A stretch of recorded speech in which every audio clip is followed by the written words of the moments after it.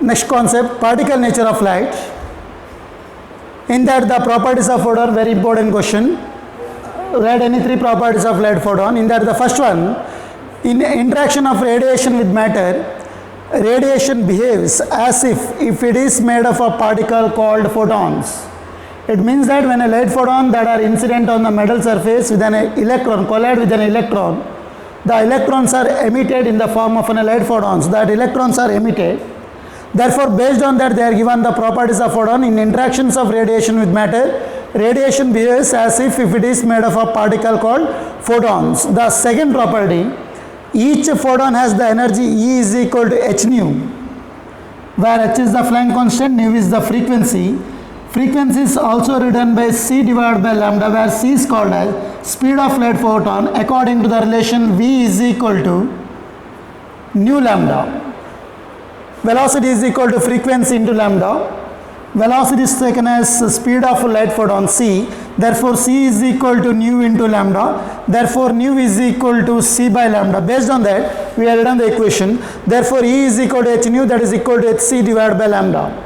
As well as the momentum of the light photon, P is equal to h nu divided by c, that is equal to h divided by lambda. For this equation, I will give the conclusion in the concept of de Broglie wavelength.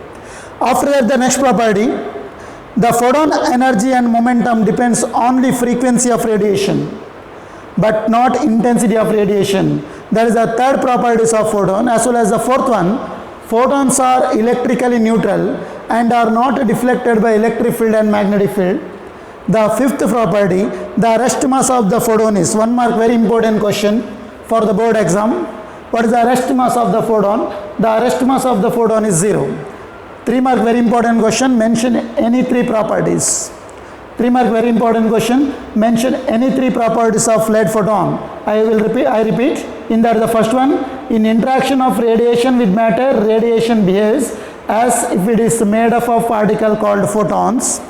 The second one, each photon has the energy E is equal to h nu, or that is equal to hc by lambda, and its momentum P is equal to h nu divided by c, or equal to h divided by lambda.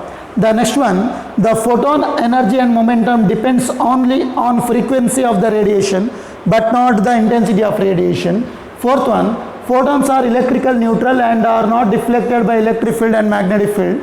Fifth one, the rest mass of the photon is 0. Very important 3 mark question or 1 mark question, what is the rest mass of the photon?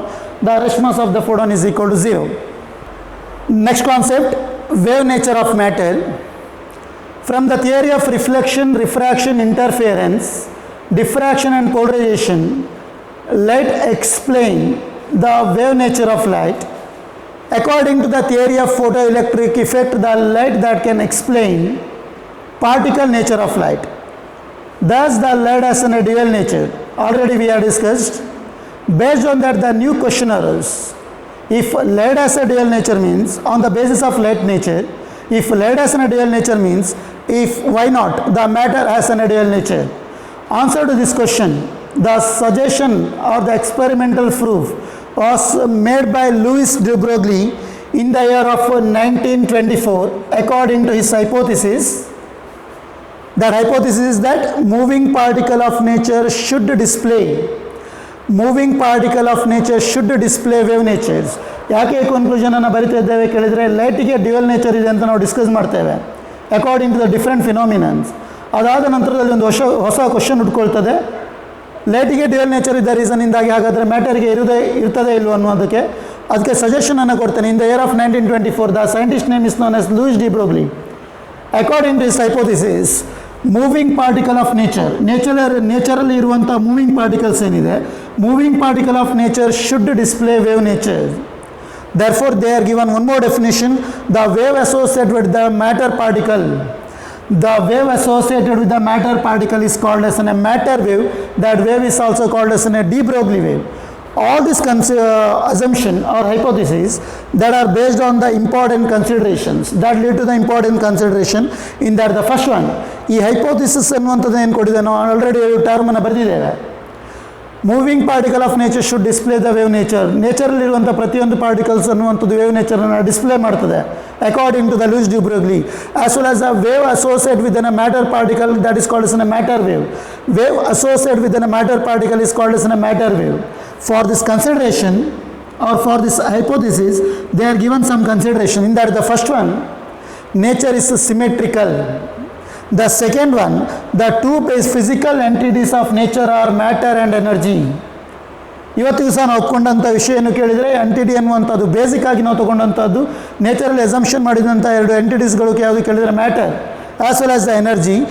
Therefore, the two basic physical entities of nature are called as matter as well as energy. If the energy radiation exhibits dual nature, if the energy radiation exhibits dual nature, matter also must exhibit the dual nature. Thus, this was the conclusion made by Louis de Broglie. According to his hypothesis, it was concluded that the particle that is called as a matter particle also exhibits the wave nature. Also exhibits the wave nature in general. This is all about the conclusions of wave nature of matter. Yes, next heading, de Broglie wavelength, that is expressed by the symbol is known as lambda. Consider a light photon with a frequency nu and wavelength lambda always travels with the velocity is equal to the speed of light, that is known as c. Therefore, the energy of that light photon E is equal to h nu with the equation number 1. In that, E be the energy, h be the Planck constant, mu be the frequency. Then, according to the Einstein mass energy relation, the energy E is equal to mc square be the equation number 2. Equating equation number 1 and 2, we get it as h nu is equal to mc square. Is it clear? According to the energy mass, according to the energy of each photon by the relation E is equal to h nu. Then according to the Einstein mass energy relation E is equal to mc square. Equating these two equations, then h nu is equal to mc square. Therefore, the mass of the photon m is equal to, by rearranging the equation, m is equal to h nu divided by c square. Therefore, the momentum, P refers to the momentum. Momentum is the product of mass into velocity. P is equal to momentum is equal, P is known as momentum is equal to mass. Velocity is taken as speed in terms of c. Therefore, P is equal to m into c is equal to, substituting the mass of photon h nu divided by c square times of c. Therefore, c square gets cancelled out. That is equal to momentum P is equal to h nu divided by c. That is equal to nu divided by c is equal to lambda. Therefore, h by lambda.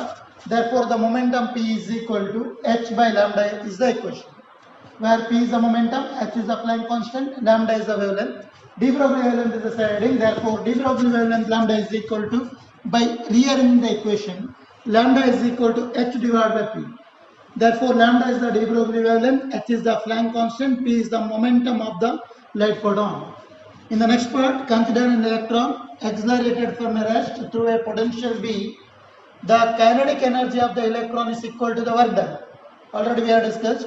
On it by electric field, therefore the kinetic energy is taken in terms of an electron volt EV. Therefore, kinetic energy, general equation K is equal to half mv square multiply by m as well as that divide by m. That becomes m square v square divided by 2m for this equation. First, if you have taken the equation K is equal to half mv square, for this equation you have to multiply by m, that becomes m square divided by m. Therefore, m square v square divided by 2m. In general, momentum P is equal to m into v. Therefore, m square v square is considered as p square divided by 2m. Therefore, kinetic energy K is equal to p square divided by 2m. Therefore, p square is equal to, by rearranging the equation, p square is equal to 2mk. Therefore, p is equal to, squaring the equation, root of 2mk. By substituting this value of p in the de Broglie wavelength, therefore lambda is equal to h divided by p is the general equation. Therefore, p is equal to root of 2mk. Lambda is equal to h divided by root of 2mk.